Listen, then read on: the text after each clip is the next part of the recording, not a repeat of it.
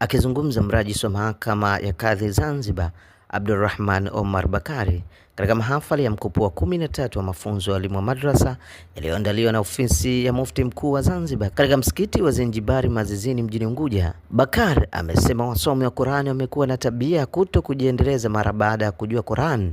Hivyo wamewasihi kujiendeleza, kwani itaifanya idara ya Qur'ani kuwa bora zaidi. Naam, kweli mazingira yetu ni magumu, pirika zetu ni ngumu kabisa, lakini lazima tufanye idara ya madrasa iwe ni idara kamili ambayo itatupa nafasi na sisi kusoma. Tunaweza tukakushanyika wenyewe, labda kijiji fulani, labda mkoa fulani au wilaya fulani, tukasema tunataka kusoma aina fulani, tukawaita walimu wakaja wakatusaidia. Hapa tumepewa ufunguo na ofisi ya Mufti, mashaallah. Akitoa salamu za ofisi ya Mufti Mkuu wa Zanzibar, mkurugenzi fatwa, tafiti na utatuzi wa migogoro Zanzibar, Sheikh Hamis Kharib Hamis, amesisitiza walimu hao kuyatumia mafunzo hayo ili elimu wanayoitoa kuwa na mafundisho sahihi.